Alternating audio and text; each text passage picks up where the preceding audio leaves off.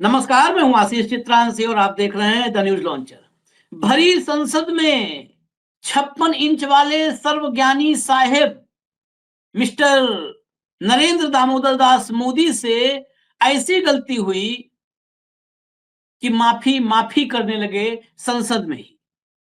23 second का video और उसी 23 सेकंड में पकड़े गए। आज जिसके लिए 10 घंटे की चर्चा रखे थे, उसके सम्मान का भी ध्यान नहीं रख पाए मोदी। मोदी के मंत्री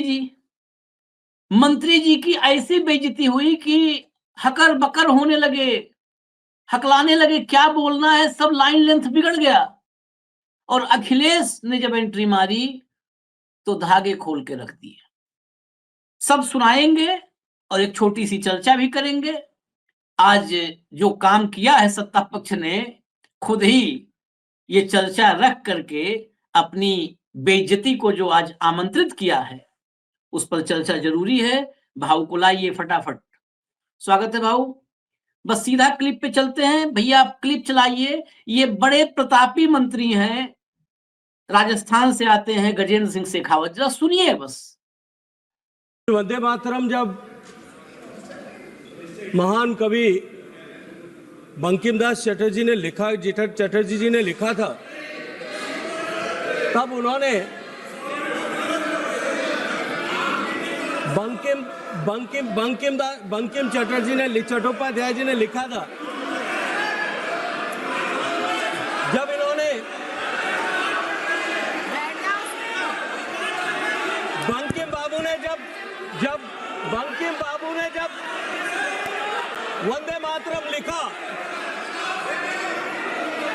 तब उन्होंने 2 टुकड़ों में उसको अलग अलग जगह पर लिखा था। नहीं अगर क्लियर हुआ तो मैं बता दूं, इन्हें बंकिम चंद्र चट्टोपाध्याय का नाम ही नहीं पता है और ये वंदे मातरम पर चर्चा करने आए हैं मोदी के मंत्री। पहले क्या बोले? बंकिम दास चटर्जी। जैसे ही हल्ला शुरू हुआ, वहां पर तो बंगाल के इतने सांसद बैठे हैं, घर तक पहुंचा के आते हैं वो तो। जैसे ही पकड़ा कि नाम तो ठीक लो तुम, हम लोगों के लिए वो आदरणीय महापुरुष हैं, उनका नाम पहले ठीक लो। तो बंकिम चटर्जी, बंकिम चट्टोपाध्याय, बंकिम दा पे जबकि मोदी की क्लास लगी थी, अभी सुनाऊंगा, वो भी मोदी की क्लास लगी थी।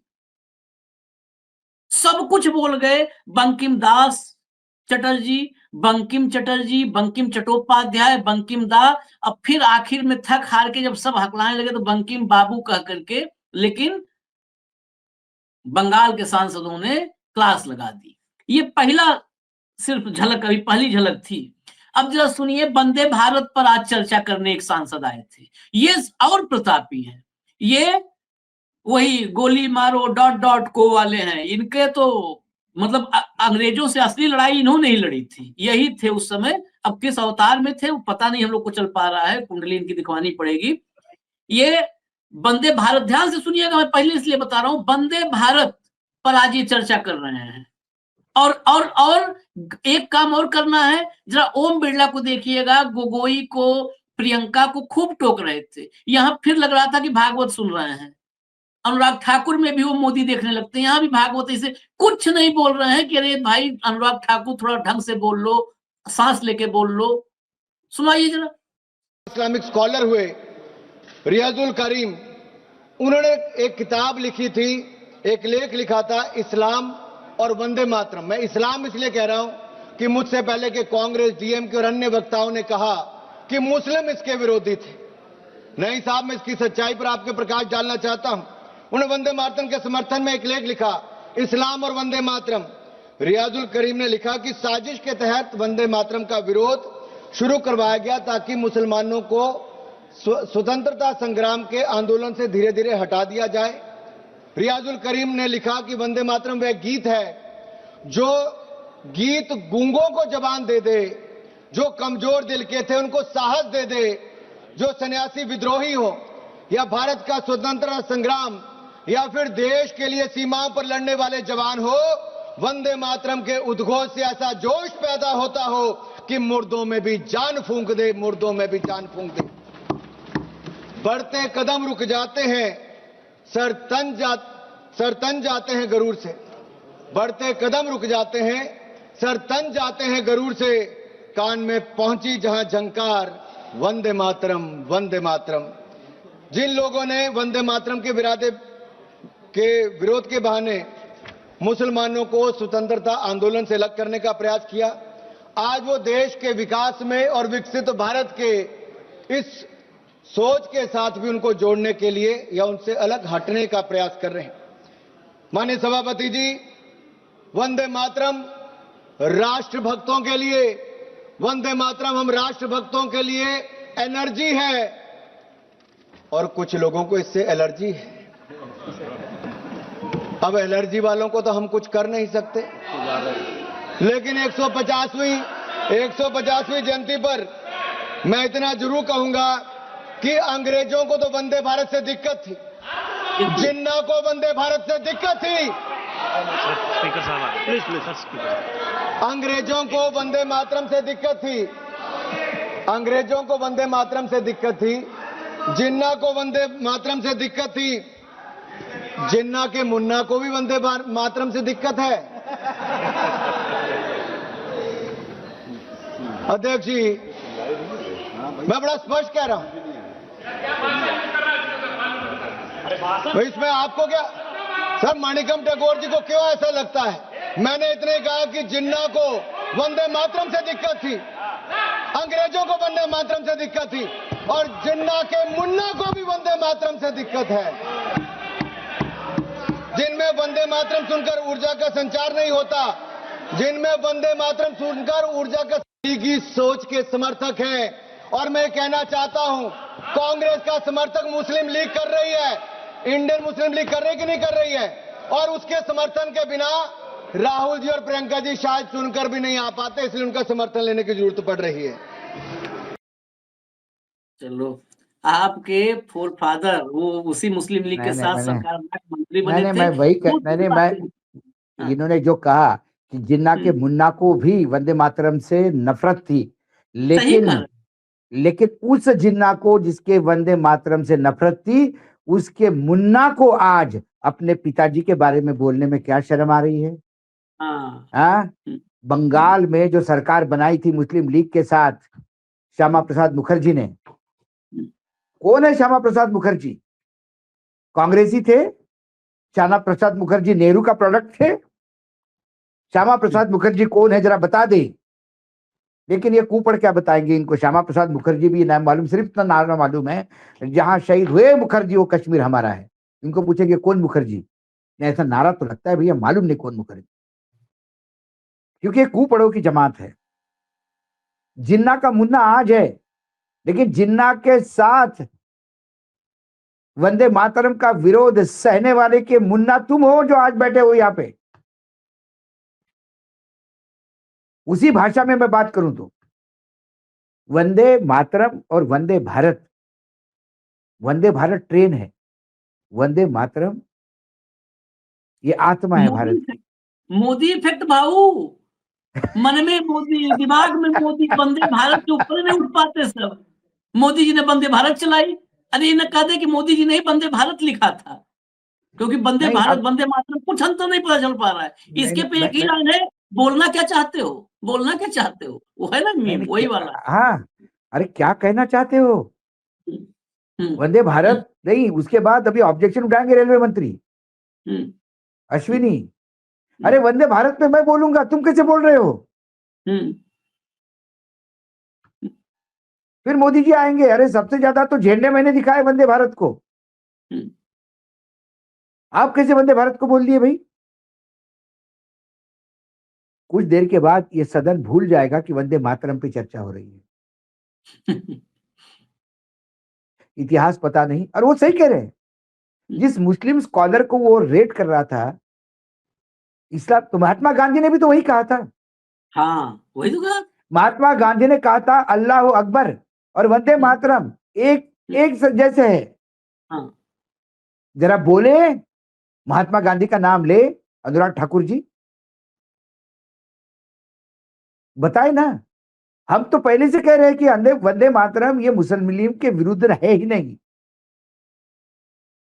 चेन्नई में अपने भाषण में इस बात का उल्लेख किया गांधी जी ने खासकर, और उसमें उन्होंने स्पेसिफिकली कहा कि ये जो वंदे मातरम है, ये जो गाना लिखा गया वो एक कल्पना है। 1915 का भाषण नहीं है चेन्नई का, महात्मा गांधी का। उन्होंने कहा कि कवि ने एक भारत माता की कल्पना की है और अपने विचार शक्ति में उस भारत माता को उसने अलग अलग विशेषण लगाए हैं, एडजेक्टिव्स। अंग्रेजी में पढ़े होंगे तो ये उस एडजेक्टिव्स में उन्होंने दुर्गा भी कहा, उसमें काली भी कहा। इसका मतलब दुर्गा और काली की पूजा करने के लिए नहीं कहा।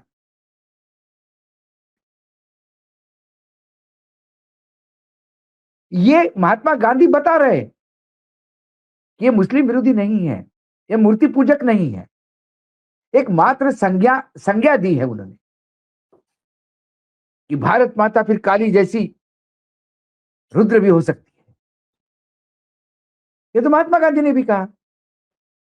लेकिन फिर महात्मा गांधी ने कलकत्ता के प्रार्थना सभा में कहा कि अल्लाह अकबर बहुत अच्छा नारा है। इसको लोगों ने बदनाम किया क्योंकि मुस्लिम ये नारा लगाते हुए कत्लेआम करते थे। वैसे ही वंदे मातरम को लोग बदनाम कर रहे हैं मुस्लिम लोगों के बीच में। ये दोनों नारे समकक्ष है। ये महात्मा गांधी जी ने कहा प्रार्थना सभा में, वो मोदी जी नहीं बताएंगे। लेकिन ये जिन्ना के मुन्ना कौन है ये तो इनको बताना पड़ेगा। जिन्ना के छोटे भाई तो श्यामा प्रसाद मुखर्जी थे। अब श्यामा प्रसाद मुखर्जी को ये नेहरू के साथ जोड़ रहे होंगे तो जयराम जी की। मैं बता देता हूँ, जिन्ना के मुन्ना मैं बता देता हूँ, इनके स्टेटमेंट से बता रहा हूँ। इन्होंने कहा कि वंदे मातरम वो है जिसको मन में आते ही जोश आ जाता है और वो सब के सब आजादी की लड़ाई में कूद गए वंदे मातरम जैसे ही विचार मन में आया। एक पहला पॉइंट। दूसरा कहा इन्होंने वंदे मातरम का विवाद इसलिए पैदा किया गया कि एक विशेष समुदाय को, लोगों को आजादी के आंदोलन से दूर रखा जाए, दूर कर दिया जाए, उनको दूर कर दिया जाए। दोनों एक ही समूह पे फिट बैठता है, दोनों एक समूह पे। वंदे मातरम के नारे के बावजूद आजादी के आंदोलन में कौन नहीं कूदा? मतलब वंदे मातरम से किसके भीतर ऊर्जा नहीं पैदा हुई? सिर्फ और सिर्फ ये संघ का, भाजपा दो प्रवृत्तियां थी जो देश के आजादी की लड़ाई में हिंदू मुसलमान करना चाहते थे ताकि विरोध थोड़ा कमजोर हो जाए। सबसे पहला था अंग्रेज। अंग्रेजों को लगा हिंदू मुसलमान ये डिवाइड हो जाएंगे तो हमको ज्यादा अच्छी तरह से डिवाइड एंड रूल हमारी पॉलिसी है, उसमें हम अच्छी तरह से राज कर पाएंगे। और दूसरा था संघ विचार का सोच, संघियों का सोच, जो मुसलमानों को पहला दुश्मन मानते थे और अंग्रेजों को बाद में।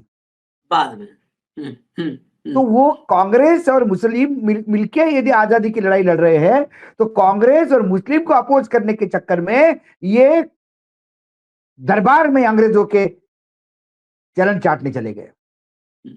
नहीं, जिन्ना के मुन्ना भी यही है। तो दो ही लोगों को ऑब्जेक्शन था मुसलमानों से। उस लेखक ने सही कहा कि वंदे मातरम ये बिल्कुल इस्लाम विरोधी नहीं है, जो महात्मा गांधी भी कहते हैं, हम भी कहते हैं। लेकिन कौन इसको इस्लाम विरोधी कह रहा था? जिन्ना कह रहा था। कौन था जिन्ना? कांग्रेस का एजेंट, अंग्रेजों का एजेंट था जिसको अलग पाकिस्तान चाहिए था, उसका अपना स्वार्थ था। दूसरा कौन था? संघ था, जो बार बार बोलता था नहीं ये बिल्कुल हमारी देवी देवता ही हैं। क्योंकि संघियों को भी चाहते थे कि अंग्रेज शासन राज करे। उनको डर था कि देश आजाद हो गया तो हिंदू मुस्लिम एक होके सरकार स्थापित करेंगे तो फिर हिंदू राष्ट्र की बात कहां से होगी? संघ खत्म हो जाएगा, प्रासंगिकता खत्म हो जाएगी, उसकी प्रासंगिकता ही खत्म हो जाएगी। फिर जो संघ के रास्ते में आए वो सब समाप्त किए गए। फिर महात्मा गांधी आए। महात्मा गांधी हिंदू मुस्लिम की सबको सम्मति दे भगवान, ईश्वर अल्लाह तेरे नाम। उनको लगा ये गुजराती गलत बोल रहा है, निपटा दो, निपट गए। संघ आज भी कहता है कि हमारे कोई संबंध नहीं है, मामला कोर्ट जो है हम सब मानते हैं, लेकिन सारा देश जानता है कि गोडसे कौन था। किस प्रवृत्ति का था?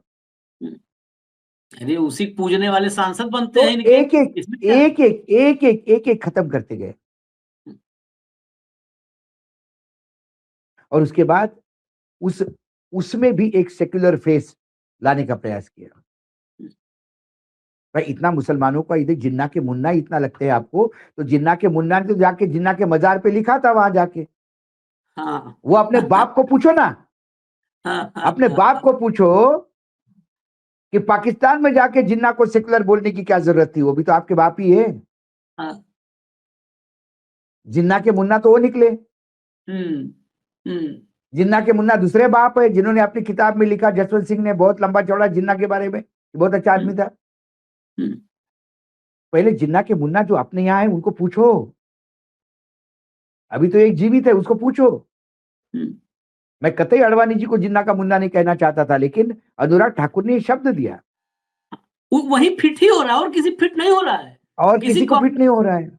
राहुल पे फिट करना चाहो, प्रियंका फिट करना चाहो, फिट ही नहीं होगा, कभी नहीं फिट हो रहा है। अडवाणी होगा। और रही बात चुनाव, रही बात सरकार में रहने की, तो जिस बाला ठाकरे के सुबह से शाम तक आप जपते हो माला, एकनाथ शिंदे भी बाला साहब का ही फोटो लगाते हैं ना, और देवेंद्र फडणवीस भी बाला साहब को आदरांजलि देते हैं ना, तो बाला साहब ठाकरे का भी एक म्युनिसिपल कॉर्पोरेशन का चुनाव मुस्लिम लीग के साथ है। रिकॉर्ड चेक कर ले। पीडीपी कौन सी पार्टी थी भाई? मुस्लिम लीग मुस्लिम समाज की पार्टी थी, लेकिन मुस्लिम लीग आतंकवादियों को साथ देने वाली पार्टी नहीं थी। पीडीपी आतंकियों की पार्टी है। किसने कहा? आप ही ने कहा था, आप ही लोगों ने सर्टिफिकेट दिया पीडीपी को। बाद में उसी पीडीपी के साथ सत्ता का मक्खन खाने के लिए तो ये कुछ भी किसी के साथ भी जाने को तैयार है। और ये जिन्ना का मुन्ना दूसरे को कहते हैं। अरे अपने घर में कितने मुन्ने पड़े हैं जिन्ना के, वो देखो कितनी बड़ी फौज है, उसको संभालिए पहले। लेकिन क्या है, अनुराग ठाकुर कितने पढ़े लिखे हैं? हो सकता है इंटर पॉलिटिकल साइंस में ग्रेजुएशन किया हो। अब ऐसे आदमी को तो सवाल नहीं पूछा जा सकता ना, ये सब पढ़े लिखे इनके बच्चे ये भी सब भी क्या है, मोदी जी से इन्होंने 2-3 चीजें सीख ली। तुकबंदी सीख ली, जिन्ना मुन्ना, एलर्जी एनर्जी। जिन्ना से एलर्जी तो कांग्रेस को थी, जो नहीं तो जिन्ना के साथ मिलकर सरकार बनाते बंगाल में। जिन्ना को देख के तो एनर्जी आपको आई, श्यामा प्रसाद मुखर्जी को, जो सत्ता में जाके बूस्टर डोज ले गए। किसको इतिहास बता रहे हैं आप? भाजपा वालों ने गलती से भी इतिहास में जाना नहीं चाहिए, क्योंकि इतिहास भाजपा के लिए दलदल है। इसीलिए तो बदलना चाह रहे हैं बाबू, इसीलिए बदलना चाह रहे हैं। इसीलिए वंदे मातरम को वंदे भारत बनाने जा रहे हैं। मुंह पे कालिक पोतता है। जरा सुन भैया, लाइए क्लिप मोदी जी वाला, ये सब छोटे लोगों को क्या थोड़ा महामानो, लाइए। बंकिम दा का ये भाव सूत्र,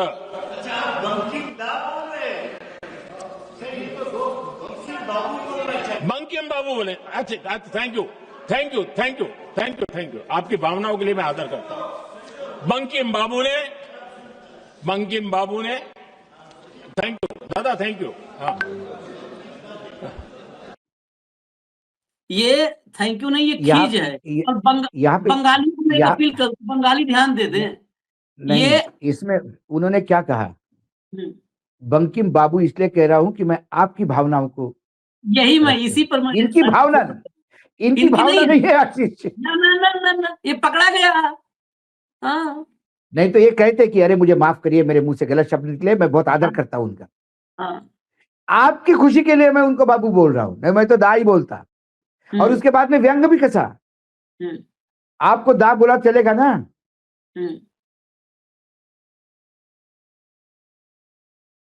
ये है खीज। गजब है। मतलब देखिए आपके सामने बिल्कुल, और बहुत बड़ा फर्क है। बंगाली, ये बात बंगाली समाज के लोग जो हमारे बंगाल के भाई हैं उनके लिए है। बंगाल के भाई हमारे सोचे कि बंकिम चंद्र चट्टोपाध्याय जो बंगाल के का खासकर मतलब अगर देश पूरा नहीं भी जानता हो तो बंगाल तो बंकिम बाबू को पूजता है। रविंद्रनाथ ठाकुर, गुरुदेव, बंकिम चंद्र चट्टोपाध्याय, ये सब बंगाल के आइकन है और इनका ये कह रहा आपकी भावना इस मतलब इस आदमी के मन में सम्मान नहीं है बंकिम चंद्र चट्टोपाध्याय के लिए, वही तभी तो उसी आपकी का भावना वो कहते हैं कि मैं माफी चाहता हूं, मेरे से गलती हो गई, उनका मैं आदर करता हूं। नहीं बोले आपकी भावनाओं को मैं उनको बाबू कहूंगा, आपकी भावनाओं के लिए। और उसके बाद तंज कसा, आपको दादा कहता हूं ठीक तो है ना, आपको दादा कहता हूं वो तो ठीक है, उनको आपको तो दादा कह सकता हूं। अखिलेश यादव को बस सुन लेते हैं। अखिलेश यादव ने आज बहुत बहुत मतलब घर तक छोड़ने का काम किया है। कुछ चीजें जो गौरव गोगोई और प्रियंका गांधी से छूटी थी वो भी बाबा साहब वाले भी चल ले आए कि बाबा साहब कब से भाजपा बाबा साहब की फोटो अपने मंच पे लगाने लगी, वो एकदम उन्होंने बिल्कुल बता दिया है। आज समझिए, खासकर बाबा साहब को जो लोग भी चाहने वाले देश में है, समझ ले कब से बाबा साहब का इस्तेमाल हुआ है। एक एक करके सुनवाइए, सब एक एक करके सब सुनवाइए। सच तो ये है कि सरफरोश लोग वंदे मातरम दिल से बोलते थे। उन आजादी के दीवानों के खिलाफ कुछ लोग अंग्रेजों के लिए जासूसी और मुखबिरी का भी काम करते थे। दरअसल ये राष्ट्रवादी नहीं बल्कि राष्ट्र विवादी लोग हैं। जहां विवाद करना हो, कभी अंग्रेज विवाद कर करके, डिवाइड कर करके, डिवीजन कर करके राज किया करते थे। सभापति महोदय, आज भी वही रास्ता कुछ लोग अपना रहे हैं। वो डिवीजन का रास्ता अपना रहे हैं, डिवाइड का रास्ता अपना रहे हैं, दरारवादी रास्ता अपना रहे हैं। इनका इतिहास खंगाला जाए कि इन्होंने आजादी के पहले और आजादी के बाद वंदे मातरम क्यों नहीं गाया। ये सभापति महोदय, आज जब हम वंदे मातरम पे इतनी चर्चा कर रहे हैं, जिस भाव से हम लोग यहाँ बैठे हैं, कम से कम ये भी खंगाला जाए इतिहास में कि वंदे मातरम कुछ लोगों ने कब गाया। उन मुखबरों से ये सवाल पूछा जाए कि स्वतंत्रता के बाद भी उन्होंने अपना गीत क्यों बनाया। उनकी एक रंगी सोच ने तिरंगा क्यों नहीं फहराया। वंदे मातरम सियासत के झूठे राष्ट्रवादियों के लिए नहीं है, गलत लोगों की गलत मंशा पूरा देश समझता है। और केवल यही नहीं ओन करते हैं, कभी कभी भारत माता का जो चित्र है, जो पेंटिंग कभी बंगाल के महान लोगों ने बनाई थी,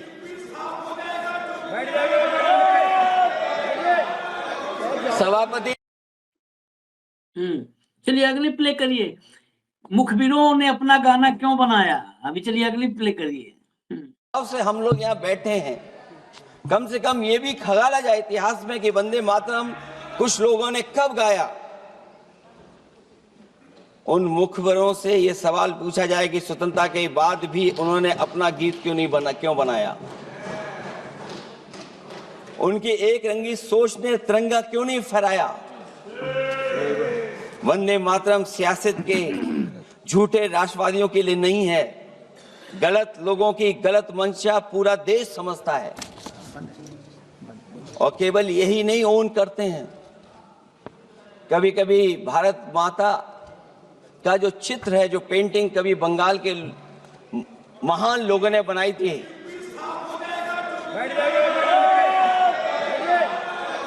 सभापति महोदय इनको देख लीजिए और फिर बैठ जाओ।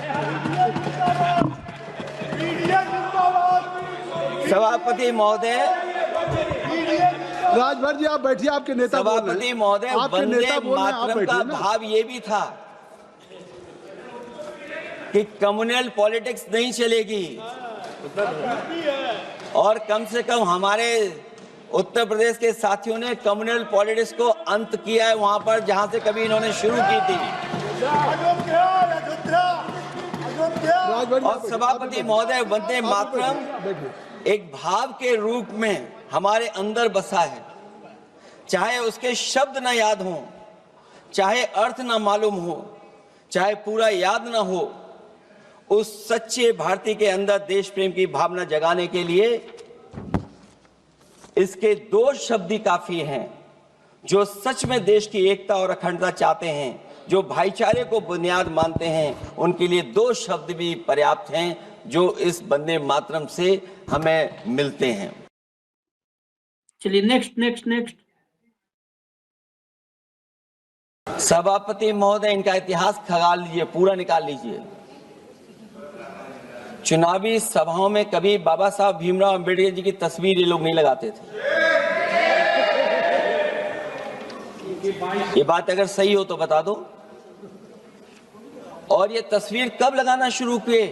इनका एक सहयोगी साथी संगठन, जिस समय समाजवादी पार्टी और बहुजन समाज पार्टी ने मिलकर के इन्हें उत्तर प्रदेश में हरा दिया था, उसी दिन के बाद से बाबा साहब भीमराव अंबेडकर की प्रतिमा और तस्वीर लगाने लगे।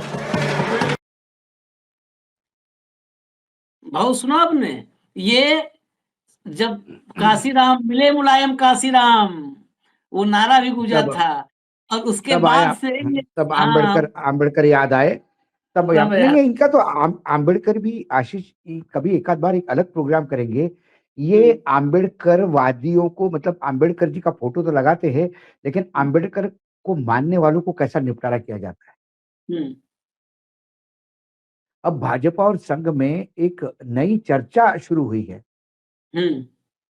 उसकी मैं हिंट दे रहा हूं आपको कि नॉन आम्बेडकरवादी दलितों को प्रमोट करो। आम्बेडकर जी ने बौद्ध धर्म स्वीकारा था। तो बौद्ध धर्म वालों को हम हिंदू नहीं मानते। तो जो दलित है, जो आम्बेडकर के साथ नहीं गए, उन्हें ऊपर लाने का प्रयास करो ताकि इनकी अहमियत कम करो।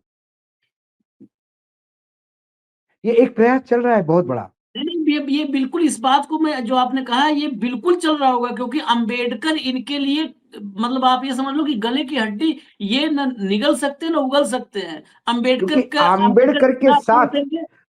के साथ बुद्ध आते हैं, और आम्बेडकर के साथ वो 7 वचन आते हैं कि ब्रह्मा विष्णु महेश को नहीं मानूंगा, मैं किसी भगवान के अवतार को नहीं मानूंगा।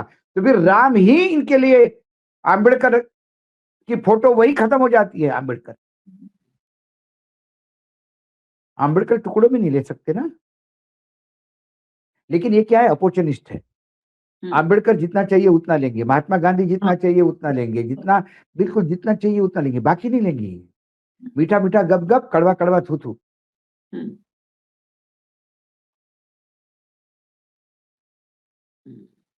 चलिए, मीठा मीठा गप, कड़वा कड़वा थू, और वो कड़वा कड़वा थू किस पर? वो थू जहां पर है वही ज्यादा दिक्कत है, इस देश की आवाम पर, इस देश के जनादेश पर, इस देश के लोकतांत्रिक मूल्यों पर, इस देश की परंपराओं पर, इस देश की संस्कृति पर, इस देश के अमन पर, इस देश के चैन पर, इस देश के सद्भाव, इतिहास पर, धरोहर पर, सब पर। इजाजत दीजिए हमें, हम इनकी ये कोशिश, हमारी कोशिश होगी कि इनकी ये कोशिश नाकाम हो जाए, ये कामयाब न होने पाए, क्योंकि हमारी भारत माँ, वंदे मातरम हम कर रहे हैं ना, तो हमारी भारत माँ, उसके मस्तक को किसी सत्ता लोलुप समूह के जरिए हम उसके मस्तक को झुकने नहीं देंगे। सत्ता लोलुपों का झुंड, सत्ता के लालचियों का झुंड हमारी भारत माँ को, वंदे मातरम हम जिसके लिए कर रहे हैं, उसके माथे नहीं झुकने देंगे। ये कोशिश जारी रहेगी हमारी। धन्यवाद बाबू, बहुत बहुत धन्यवाद। नमस्कार।